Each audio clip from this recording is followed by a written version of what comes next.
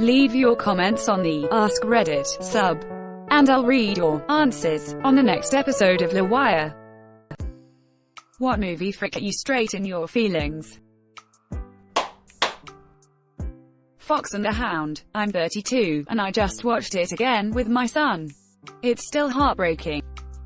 I don't often cry when I watch movies, but Fox and the Hound. All I have to do is think about the scene where the old lady is dropping Todd off as he slowly realizes what's happening, and I start bawling like a baby. Goodbye may seem forever, farewell is like the end, but in my heart's the memory, and there you'll always be. 32 and still can't hear it without tears. Copper, you're my very best friend, and you're mine too, Todd, and we'll always be friends forever, won't we? Yeah, forever. Great, now I'm crying. Freaking Coco when he sings for his grandma at the end. Grown butt man sobbing next to my wife. My husband and I were confused when the song won the Oscar. It was fine, but nothing great. Then we watched the movie with our daughter and it got to the part where he's singing that song to his daughter and I'm full on sobbing and I look over expecting my husband to chuckle that I cry at everything and he's straight up sobbing too. We got why the song won then. I ugly cried to Coco so freaking hard. Mad respect. I started ugly crying on a plane watching it. Gave up to avoid attention and ugly cried watching it alone at home a few days later. I watched Coco for the first time while pregnant. Cried my eyes out so hard I had to pause the movie. Watched it again the other day while my kid was napping. Cried my freaking eyes out again. So hard I had to pause the damn movie. This would be a rare answer, but that I'm still here montage from Treasure Planet really got to me. It was so depressing to see that Jim's father leave him as a kid and never got back and was the main reason why Jim had been suffering from depression. Plus later in the movie, John Silver said something very touching to Jim after the serious journey they've been on. You're gonna rattle the stars. You are. Edit. Treasure Planet is indeed an underrated but amazing Disney film, and I just really wish more people could watch it so they could relate to Jim. Edit. Thanks for all the awards everyone. I really appreciate you all. Hugs to all of you. I love this answer. Hit me hard when I watched it growing up cause my father was never around either. Still one of my favorite movies and favorite songs to this day. Made the mistake of watching Inside Out with my then nearly 1-year-old daughter napping on me. Freaking Bing Bong, man. I always cry when Bing Bong fades out. Yelling, take her to the moon for me. Loudly crying, big ugly tears. Every time. Bro, me too. I watched it with my kids. Saw it with my husband and 14s at the theater. I'm a mess at the end. So is my daughter. My boys are giving me a hard time for crying as we're getting up to go and the lights come up. We were sitting in front of the school superintendent and his wife, whose kids were the same age as mine. He and his wife both were teary too. I told him that it should be required for every family in the district to watch together. Anytime the kids give me grief I retort, I'm trying to make a core memory here and you are not cooperating. Quote. A friend saw it at the cinema. There was a huge bloke with his daughter in front of him. The guy was on his phone throughout. This was for his kid. This wasn't for him and he seemed to want everyone to know it. Bing Bong fades out. Where's he gone? Daddy, said the daughter. Silence. You could hear a pin drop. The cinema must know. Where has he gone? Don't know. He eventually squeaked through his tears, and set off a round of sniffling through the whole place. Still, frick that guy for having his phone out in a theater. But his heart grew 3 sizes that day. The Iron Giant. Superman, as his eyes slowly close. This was my son's favorite movie obsession when he was growing up. I have watched it no less than 100 times. Sometimes 2 or 3 times in one night. He's 22 now but it still has a big place in his heart. Even more in mine because not only is it a brilliant and emotional movie but because I feel it every time through my son's young eyes and remembered reactions and of all of our time together. Watching it together over the years. It's such a gift. I break down every time. You stay. I go. No following. Superman. And I'm crying. The Iron Giant is a masterpiece. I couldn't agree more. This movie has more depth and feeling than many big-budget, live-action movies that I've seen. For some reason I always ugly cry at kids' movies. They really know how to get ya. Fox and the Hound. We'll always be friends forever, won't we? Yeah, forever. Quote. How they echoed that dialogue from when they were kids at the very end of the movie after they've grown up and succumbed to their ways as natural enemies. Frick, that was heartbreaking. Lesson. A movie dealing with tribalism, wanting to be accepted by one's peers, conflict between groups, and how this often ruins cross-group friendships of individuals. And they managed to tell that story in a child-friendly way. What a masterpiece. Child-friendly my butt, that movie wrecked me as a kid. I haven't allowed my daughter, she's almost 4, to watch it because I can't handle how much trauma it left me with. I'm not mentally prepared to watch it again as an adult with even more understanding. I just can't. It was hard enough watching Lion King when she was just barely 3. When Mufasa died I was fighting my tears and she held my arm and said, "It okay mama. He get up," and I just sobbed because no he doesn't. Edit. OMG, an award. What? I don't even know what to say. Thank you. Edit 2, more awards. You guys are too much. Thank you.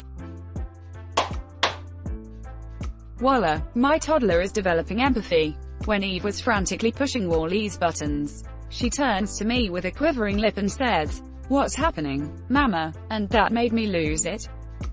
Man, seeing kids become like people is fascinating. I actually have a literal decade age gap between me and my younger brother, so I've basically gotten to see him develop. It's truly wild. And he's only 14, so he's still developing.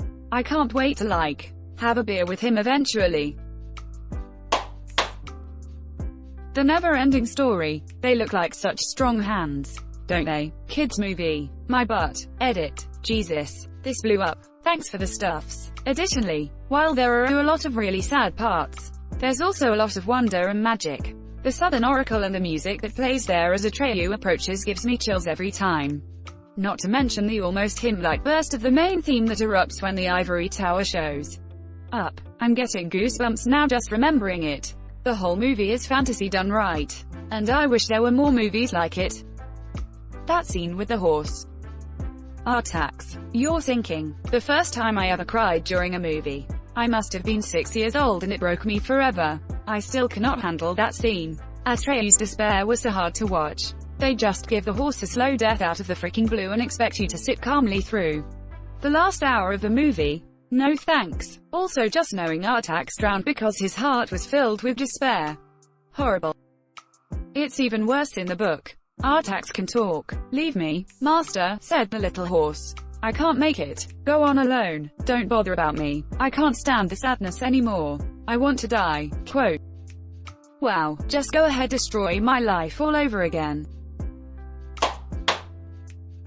Eternal Sunshine of the Spotless Mind. Every time I need a good cry about a relationship ending, that's a go-to.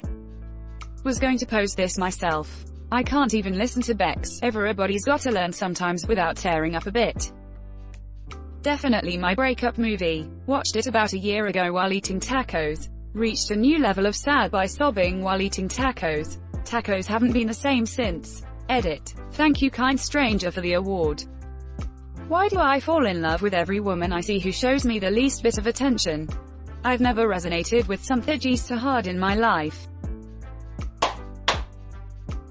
The Green Mile. Edit. Holy cannoli. I woke up to hundreds of notifications from this. Thank you so much for the awards. As I got older and watched this movie, I was overcome with so many emotions. That movie is one of those movies I have to be in the mood to watch because there is no way I'm watching it for fun. Please boss, don't put that thing over my face, don't put me in the dark. I'm afraid of the dark. Dude, that scene absolutely broke me. Same. This always chokes me up.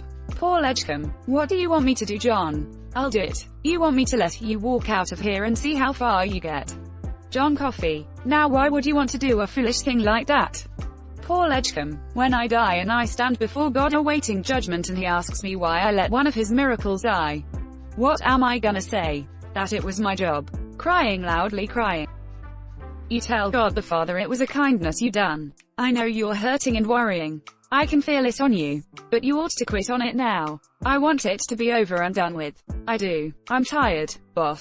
Tired of being on the road. Lonely as a sparrow in the rain. I'm tired of never having me a buddy to be with. To tell me where we's going to. Coming from. Or why. Mostly. I'm tired of people being ugly to each other. I'm tired of all the pain I feel and hear in the world.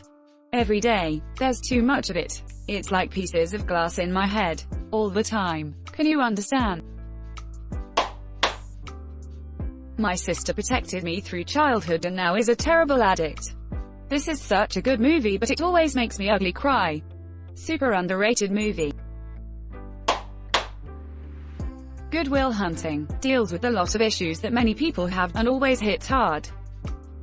It's not your fault. That movie gets me more nowadays. Because Robin Williams was so memorable in it. I gotta go see About a Girl. Quote. The Iron Giant, you stay, I go. I don't want to be a gun. You are who you chose to be. I'm Superman. Gets me every time that I choke up thinking about it.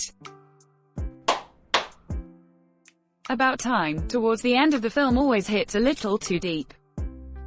I think what got me is that I went in thinking it was just going to be a random nothing sort of movie. His dad's speech at the reception, and then the last time he played ping pong with him. Right in the field. Grave of the Firefly.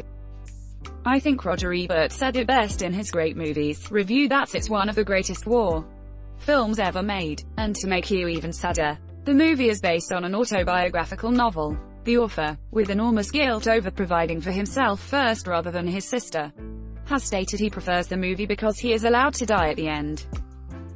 I had just gotten a new girlfriend and was trying to bond with her then 16-year-old son, and we both like Princess Mononoke and Howl's Moving Castle, so I found one that neither of us had seen. So here we are, two straight dudes trying to live out our societally placed gender roles, not giving into the cry. God damn it, don't let this kid see you cry. No helping it at this point. We sat there and cried together. Best friends who barely knew each other. He later revealed to me that he had been suicidal after the loss of his father. Seeing this movie made him realize that even after you lose someone you love, life doesn't end there. He would be able to move on. Still my stepson and one of my closest friends 6 years later. The best movie that you'll only watch once. When I was in the throes of my depression, I skipped class, cuddled up in bed and watched that movie on my phone. Then I was talking to two friends about it later that day, and they wanted to watch it. I watched this movie twice in one day, and it was as terrible as you would think. The Land Before Time always got me when I was young. Frick Sharptooth. Big Fish. I can't not cry in those final scenes. So we went to see Big Fish in theaters. Picture it, 2003, in a dark theater. We get to the end where goodbyes are said and stories are told.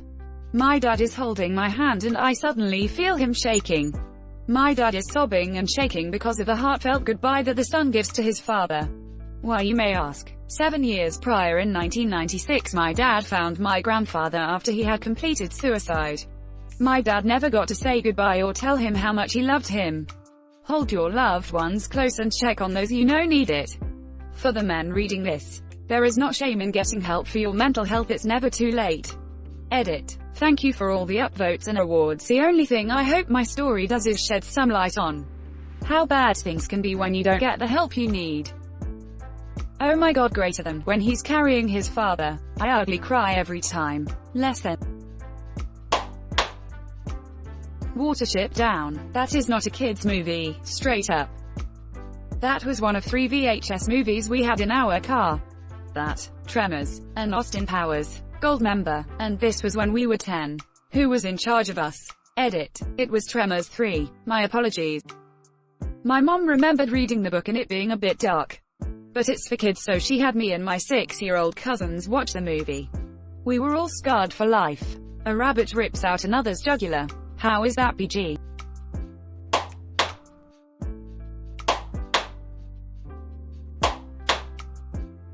Thanks for watching LWIAR. The best of recent r/AskReddit submissions and comments. If you like this video, Check out LWIAR too. And don't forget to like and subscribe.